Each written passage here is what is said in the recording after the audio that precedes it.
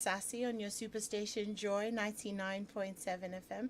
My name is Animwaa Anim-Addo and we'll be doing this until 8 o'clock. So today we're talking life story versus love story. Okay, so this conversation came about because the numbers have been doing a lot of talking. We had a census a couple of months ago, more than a few months ago, and we're kind of getting the trickle down data from that. And the data on divorce was quite interesting. So more women are divorcing and separating from their marriages, and that's interesting. So today we kind of want to explore why. And why there's such a big difference between our love stories and our life stories. So remember how maybe 20 years ago you would hear of people who have one love story and that's their life story. So they've done 40 years or 50 years with one person and there's so many experiences. But these days it's kind of like a love story. It's like a telenovela. It's like two episodes, and then the third episode there's another person, and then there's the other person's person who has another person, and then it kind of just goes round in circles. So we want to have a conversation on that. Why has love become so short lasting, as it were? Also, we want to talk about divorce and how come women who used to be more reluctant to divorce in the past are more easily perhaps getting divorced. Has the way society sees them, has that changed? Is that why it's become easier? And this decision to make a potential life story just a love story, how do people come about that decision? So we'll be having a conversation about all of that and everything else that comes up. As usual, you know how we do. We always kind of veer off topic and discuss everything. But joining me today, two gay girls. I don't think it's fair. Actually, I think the show is very biased because that makes three gay girls on one show. My very good friend Golda Addo, who's a trainer, researcher, and strategist for business and projects, is joining us. She'll be joining us via Zoom.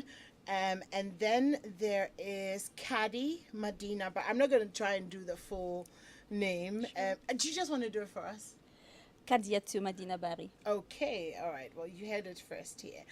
She's an entrepreneur, IT, fashion, and poultry farming. The things that you do actually got a lot of my friends and colleagues talking because it's such a not a weird mix, but unexpected. Yes. So IT, fashion, and poultry farming. Yeah. Very interesting. Eh? Yeah, we'll talk about that a little later. And then we have Linda Andor as well, who's joining us, public relations expert and an unexpected guest. I used to call her Sister Gertrude. She was my senior in Westy Girls. And she came to support, but hey, she's here as well. So that's our guest for today. Thank you so much for joining us. Thank you. Good evening and welcome. Good evening. Okay, so should we just jump straight into it? But let me say hello to Golda, who's on the phone. Hi, Golda. She's positive. Hello. Okay. She'll join us when she comes in. We can't hear her now, so we're just gonna dive into the conversation. So, Linda, let me start with you. I don't know if you saw the figures on the divorce rates. It's scary. Okay. Hi, hello. There you are. It's nice to have you on. We've kind of started with the conversation, so just feel free to chip in, as and when. Sure. Okay, awesome. So, Linda, like I was saying, you saw the statistics, and women seem to be a bit more, we're done, we're out, we're gone, we move.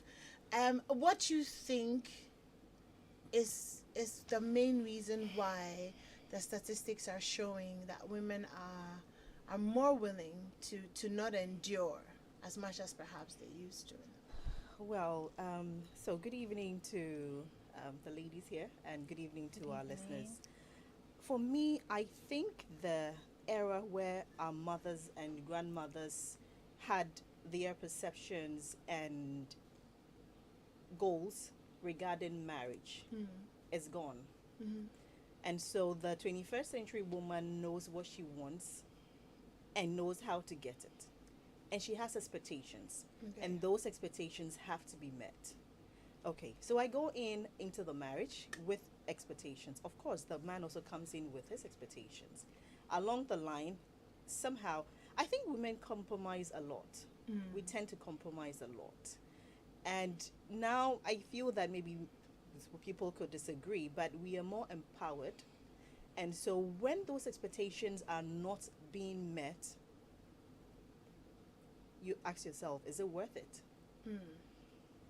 Divorce may not seem like the best way out, but then really, if you want your peace of mind and you've tried and tried and tried, and believe you me, we do try. We try so hard. So I think that for a woman to get to that point where she feels that, you know what, I've done my best. This is not working. And I think the best way out is for me to, claim my peace back. I need my peace of mind. I need my sanity. If it means staying alone, being single, I would enjoy my single life. Maybe that's probably one of the reasons why. The numbers seem to be so scary now. Yeah, they are pretty scary. Kelly, what are your initial thoughts on the figures? They are pretty scary, but real.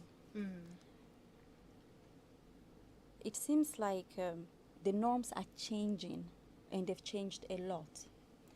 And is whether we are adapting to those norms or not should be the question that we should be discussing around, because honestly, women have more going on in their lives than just being married these days. And as much as women have expectations, men also have their expectations. How do we create the balance? When do we discuss this? Are we talking about it before we get married? Or are we getting married, then facing the reality and having the conversations? Do we even know the kind of questions we should be asking ourselves?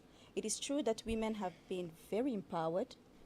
We go to school, we work, and we are exposed to the outside world. It is not just about the country that you find yourself living in. You see what is going on out there. So you know what to expect at an international level, at a national level, even at as low as at your country level. You know what has been defined for you. So are you having these discussions before you get married? Do you tell your husband to be, this is me, and this is what I will be doing as a married person? I might be a mother, I'm a working woman, and I would also expect to be treated as a wife, because there are different things altogether. It becomes at a point, I think, a lot to ask from either partner. I think the problem comes from there a lot. We are not having the discussions before we get married. Would you agree, Gertrude, that we're not having the conversations? Yes, because let me take myself an example. I remember talking to a friend just last week, and what I told the person was, I can't believe I walked into marriage not knowing a lot of the things I know now. Because I'm like, why didn't we talk about money? Why didn't we talk about how many children we want to have? Why didn't we talk about the very little things? What were you people doing when you were dating? Loving. They were loving. I got married very early, 22. So 22, really, do I even care about? All I wanted was, I have a husband who was working and can take care of me, So you just think you walk into marriage and things will happen the way they're supposed to happen. And then you get in and you realize, no, you're going to have children, you're going to think of where the money is going to come from. You're not expecting the man to be the only breadwinner. You're expecting so much. So what was I thinking about, And so now when I'm talking to my girls, I tell them, when you meet a guy, you ask this question, you ask that question, you do this, you do that, you do this, And for me, I feel that is the reason why the divorce rate is getting very high. Some of us will say we've been very fortunate because we've had men who are a bit tolerant. I mean, I'm not one of the ladies, any guy can handle. So I always tell my husband, he's done very well for keeping me we've been married for 19 years plus. Yeah, wow. So he's done well, because at the time we met, I was so naive, I was so green. Things that matter to me then, didn't matter to me now, or wouldn't matter to me now. Because at the time, my friends were in school. When I got married, my friends were in third year. And I had finished some parts of my education. So I was on bond in Ghana Telecom working. So all I wanted to do was just, make the relationship permanent and be married. There was nothing to it. Wow. you know, Not and perfect. a man has sustained you for this long, then you realize it's not even me. So I tell people, I feel I've been married this long because my husband is very tolerant. Yeah. Well, good evening to you, our darling husband. There are very few men who can, can tolerate that, Yeah. and who can do 19 years and yeah. So good And evening to you. counting. So Golda, let me come to you now. At the moment, the topic on the floor is perhaps the divorce rates have gone up because we're not having the important conversations before we get married. Right. Do you think that's true? I think mostly yes. Okay.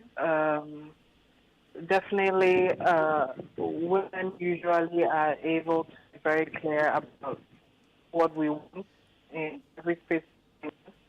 The decision is to find out as the situation becomes more clear.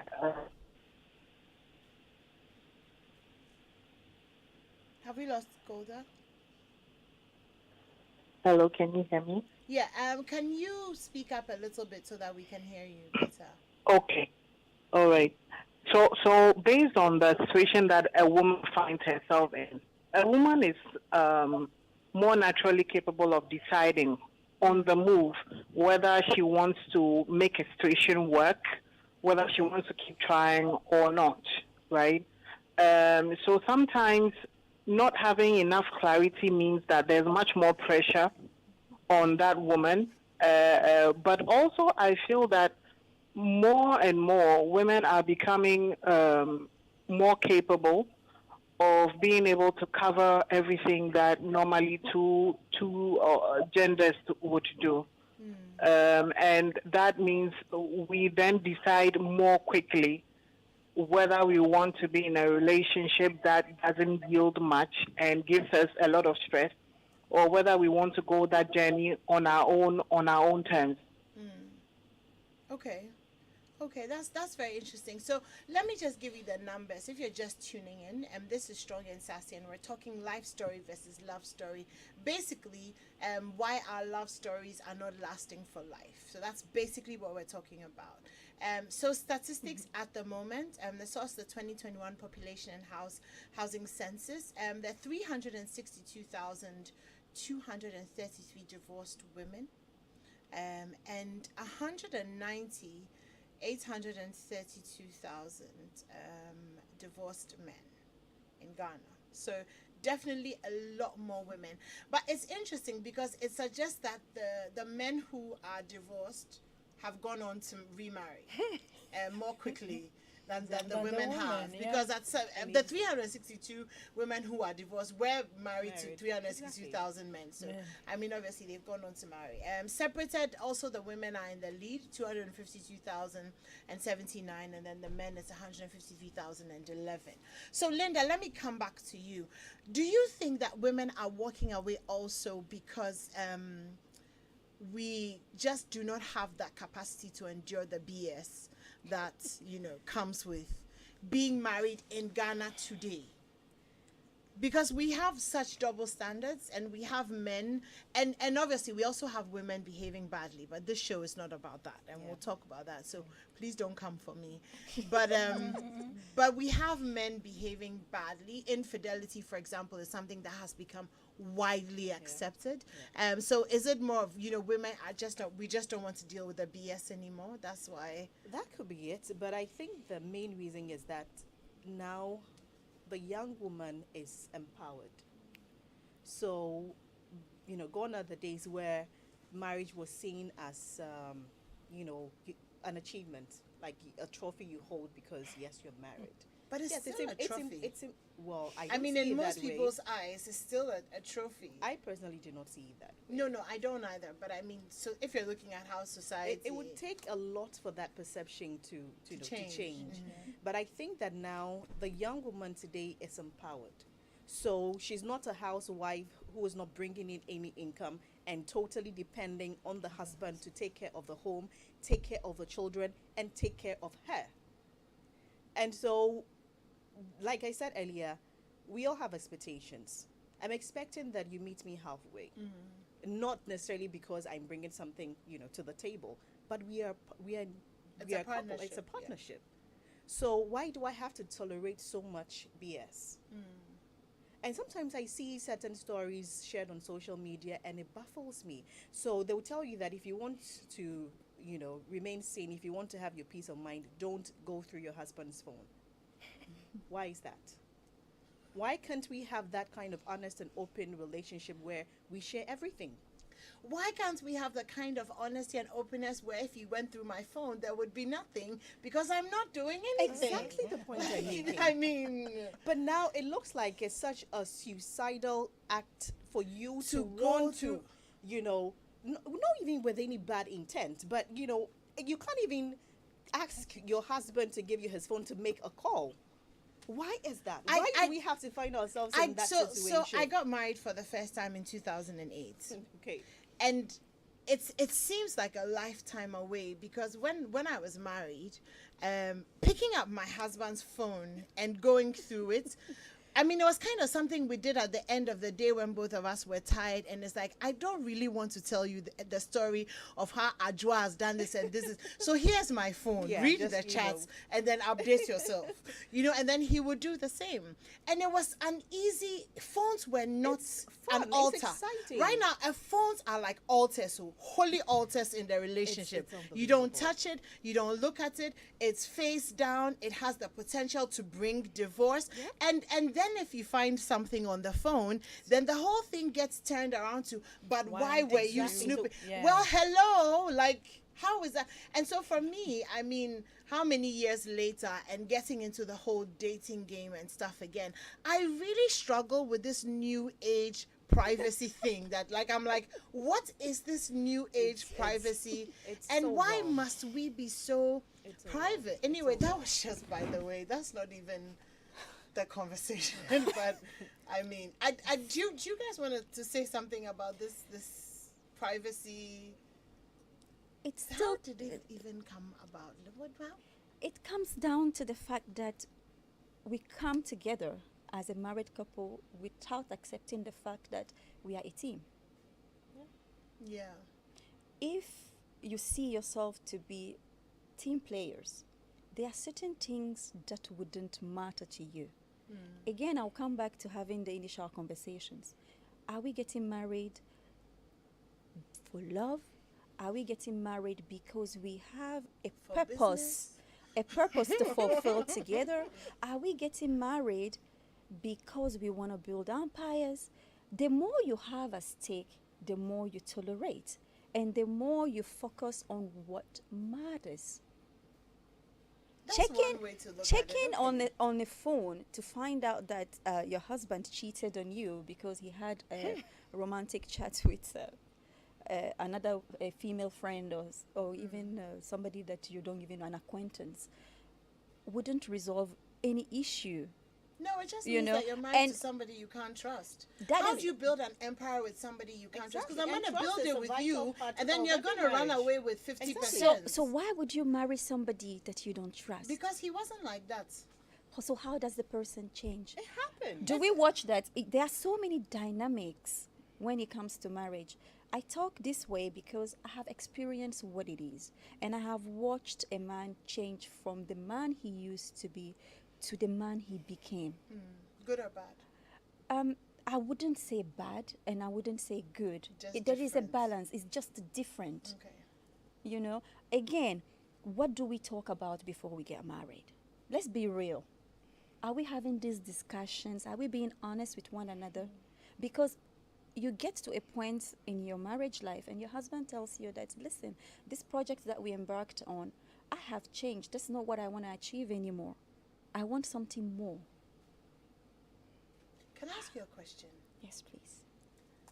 The conversations, that we have before we get married. Yes. When everybody's trying to impress everybody, is that the point at which you are come to tell your wife that, babe, like, I love you and I want to marry you, but I'm addicted to porn?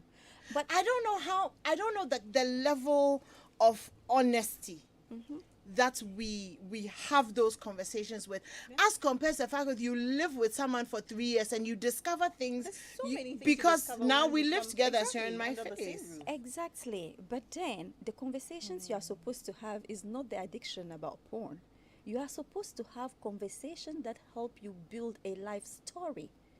An addiction to porn is part of. I mean, imagine if Well, that affects your sex but life. let's be fair here. You can have all those serious conversations, and you got into the marriage. You start living under the same roof, and you see that you're married to a totally different person. Yeah. And you ask yourself, was it the same person that I had this conversation with? Was it the same person that I thought was very ambitious? Is it the same person I thought I was going to build a life with? Because we talk a good game until you live with the Have all person those under the same But roof. conversations. Animwaa, let's bear in mind that the only way you can see change in somebody is when you have also changed. Or the No. only way that It you doesn't see always happen somebody's, that way. this is You their know- true No, colors. it's That not- wasn't it's not always the, happen the, that It's not way. in a bad way, but then No. change cuts across.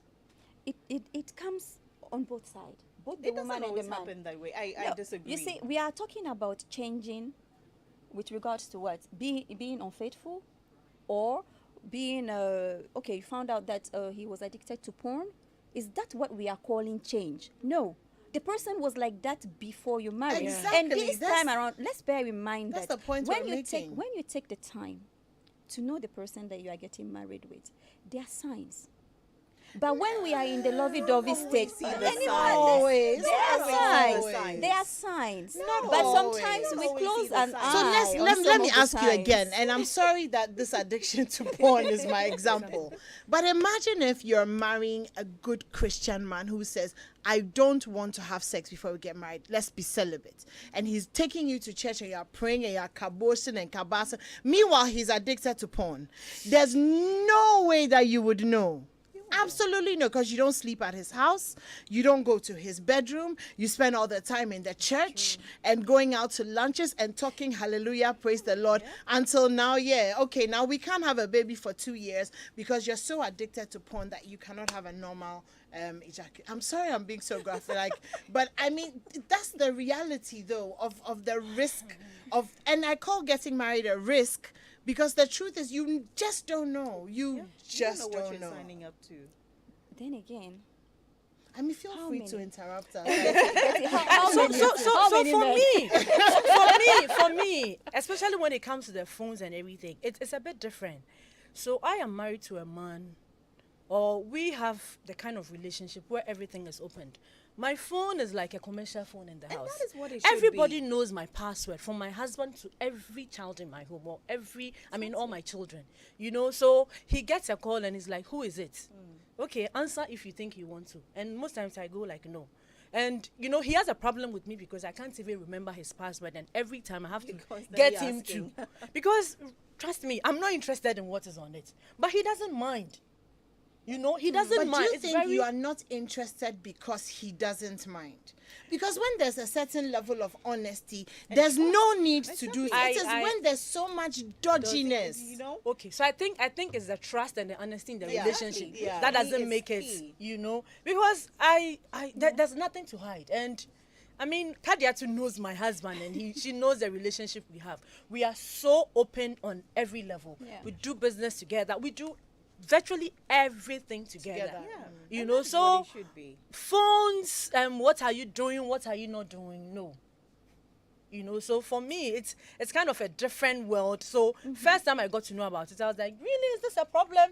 Then I started experiencing or hearing friends talk about it, and I was like, whoa. Yeah. Because I don't have that kind of challenge. in my home. So do you think that in terms of love story versus life story, technology has also played a big part It has. in the reasons why, you know, maybe women are walking away a lot more, or why marriages are not, I mean, and you find out things that really 30, 40 years ago. It's true. I believe technology has, because in the past, our mothers, I mean, hear no There were evil, no see no phones, evil. so, you So know.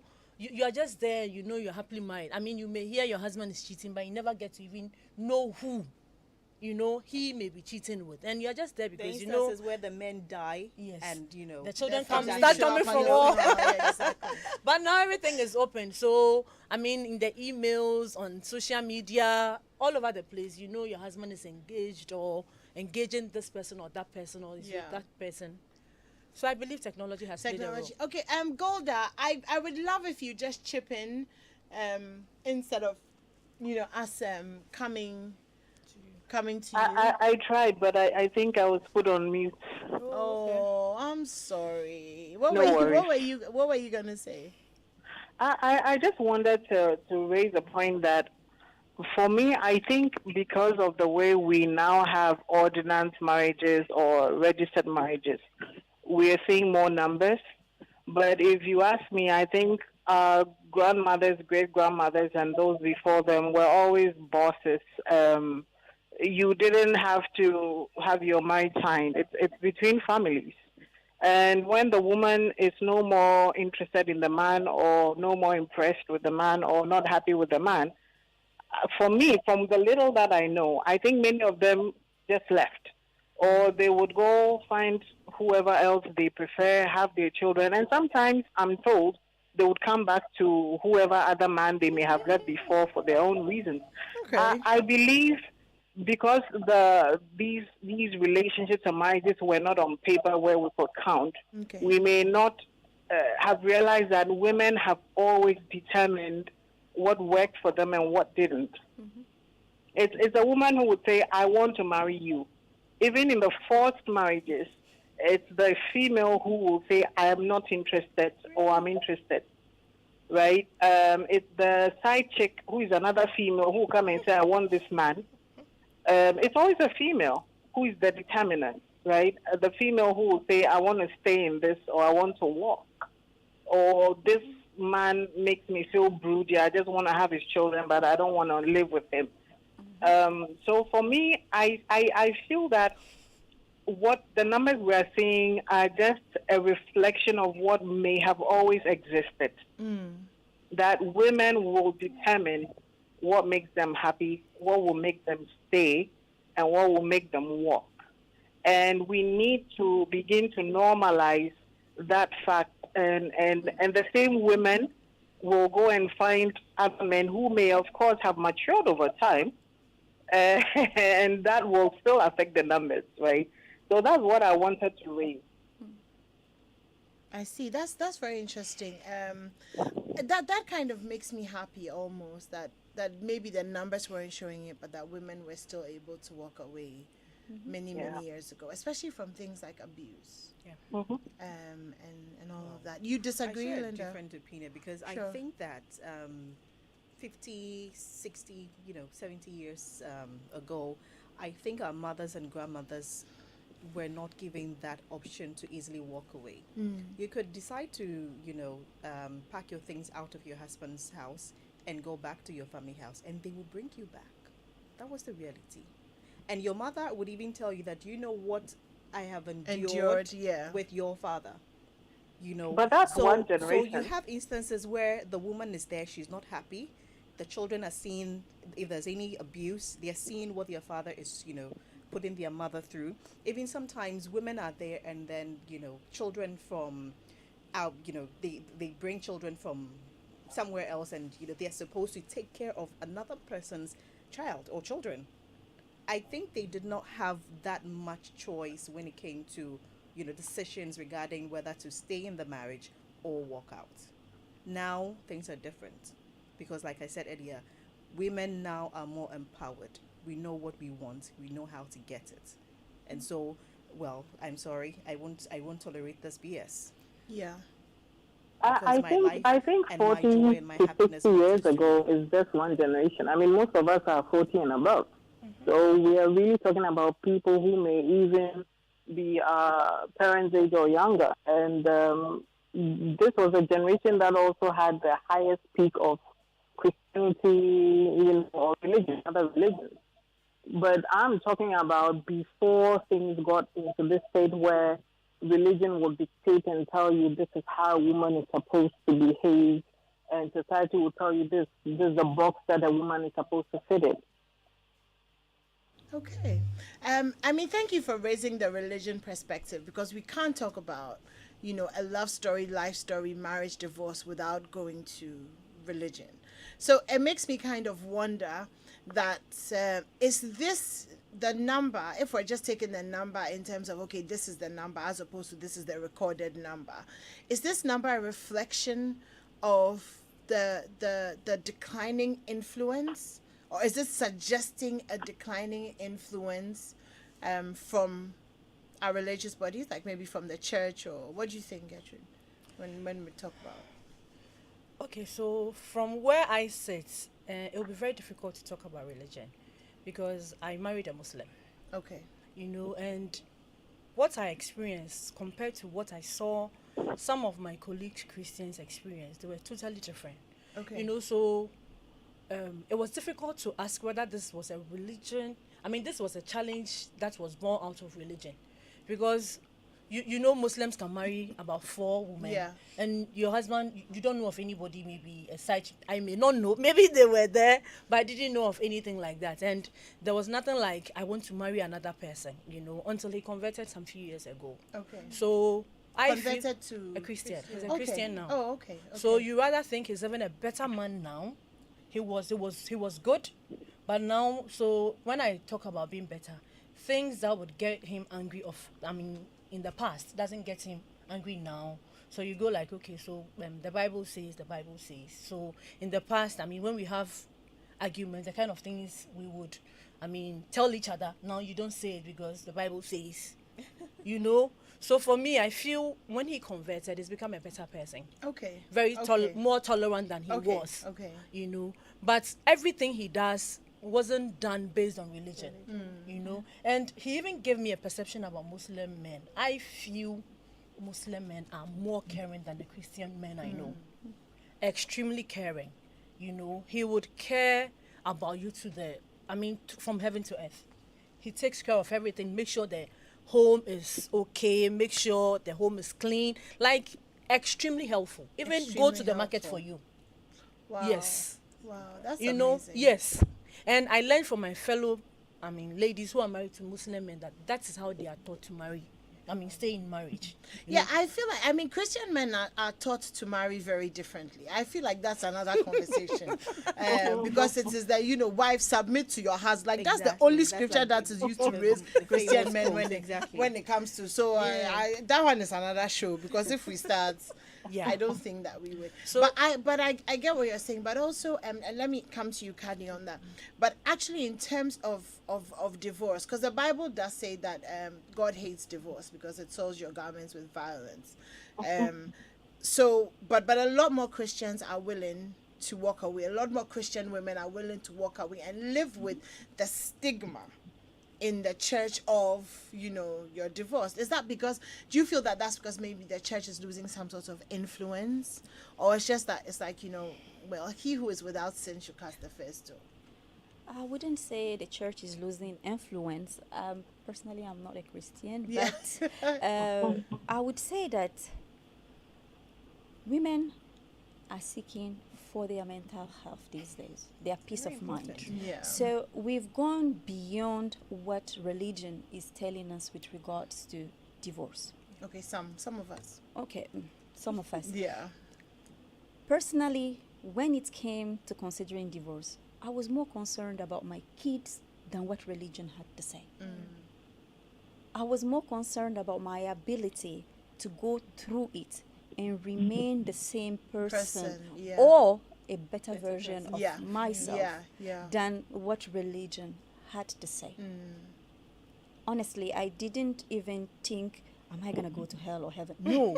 At that At point, that point, I wasn't thinking am I going about to that. kill somebody, or am I going to not kill Exactly. So I just paid attention to how my behavior pattern changed and how it affected my Your kids, kids, of course. against my work and then everybody around me, and decided that, you know what, religion, no religion, you take the right decision. Because regardless of the challenges that you face, if you make the decision, you should be able to overcome them. Yeah. Okay. Linda, do you want to pitch in on that before we move? Well, I think that now when you bring in the subject of religion, it's a bit dicey, because the people that are supposedly expected to play certain roles, like I'm talking about the pastors, people look up to them.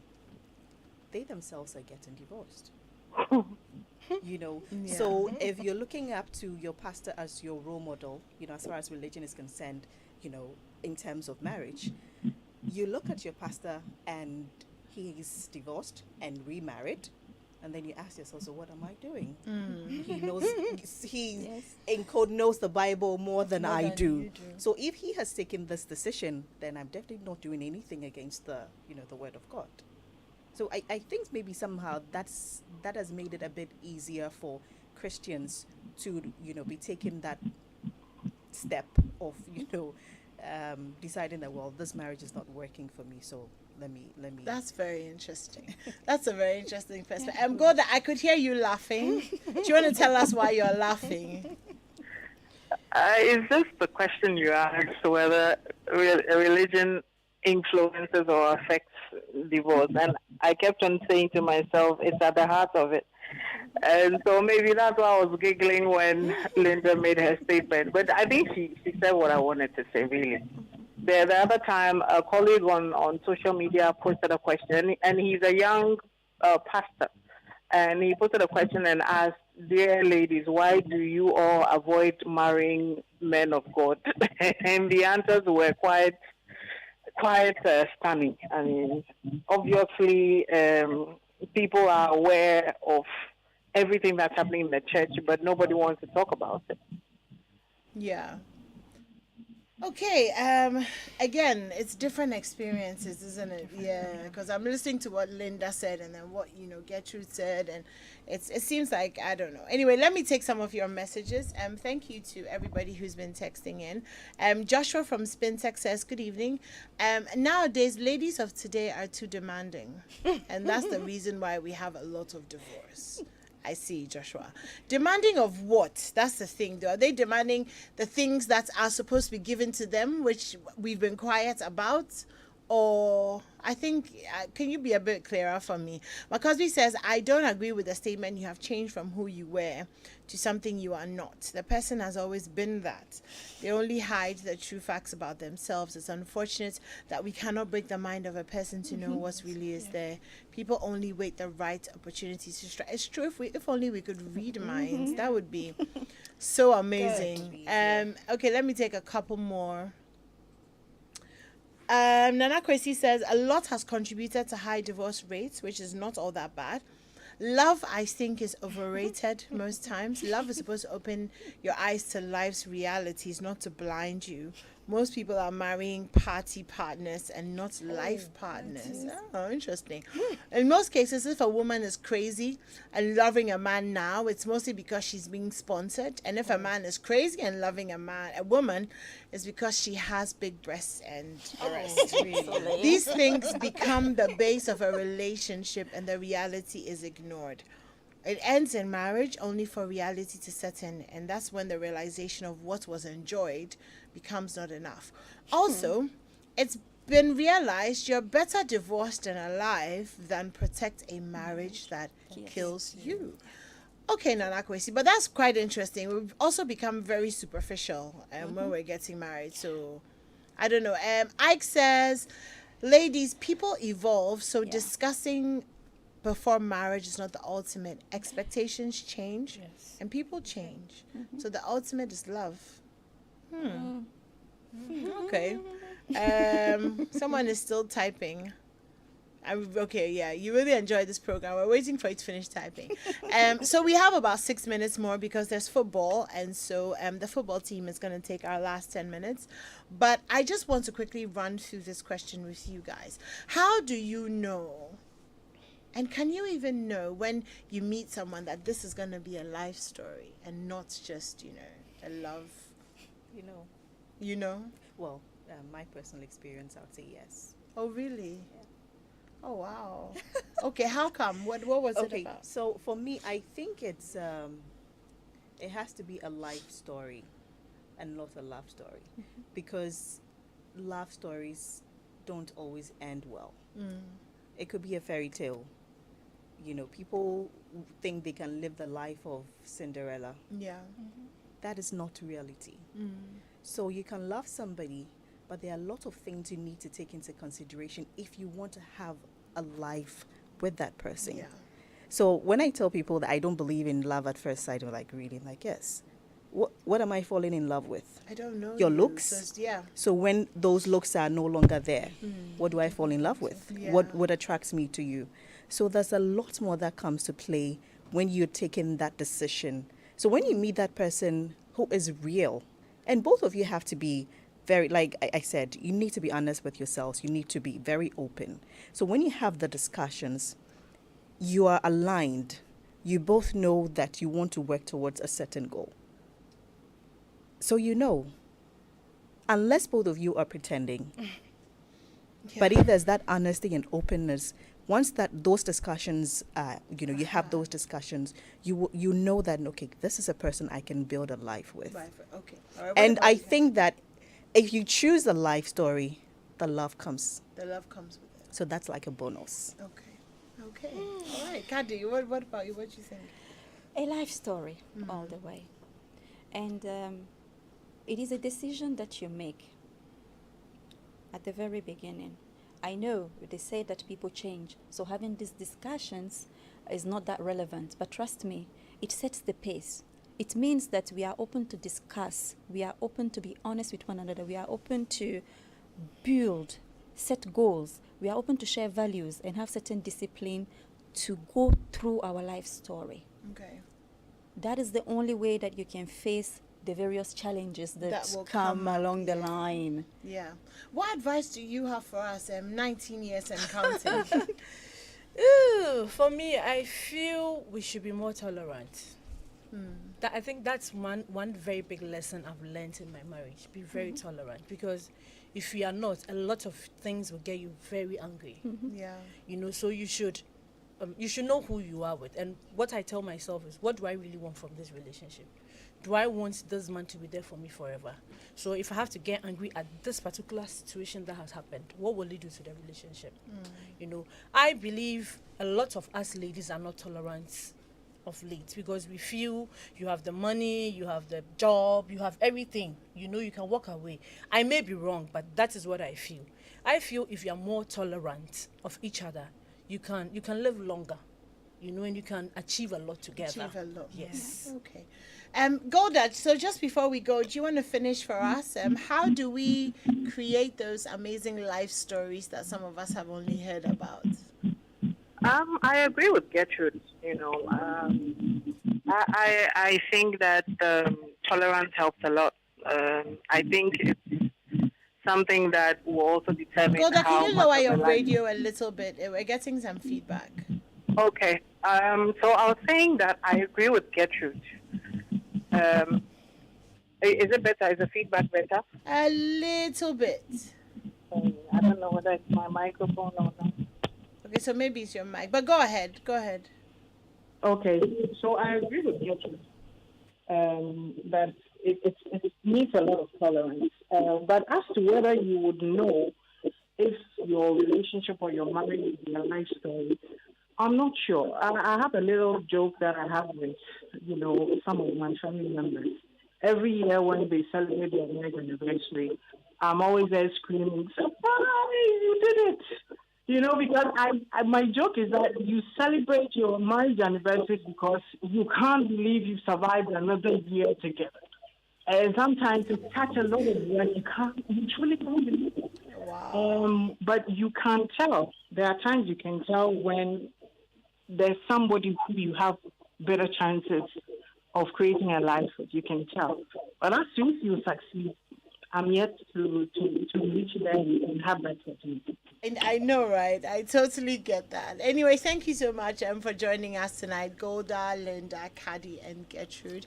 It's been a great conversation. I feel like it's definitely one we should continue because there are lots of different things that we haven't explored. And honestly, I don't think we talk about divorce enough as a society. It's really something that we keep quiet about. So how about we do that in the next few weeks? But thank you so much for tuning in. Like I said, there's football. George Addo Jr. is already in the studio, so I can imagine that it's going to be very exciting this evening. So that's us from your Strong and Sassy squad. My name is Animwaa Anim-Addo. We'll do this again next week, Wednesday at 7 o'clock. Stay safe out there.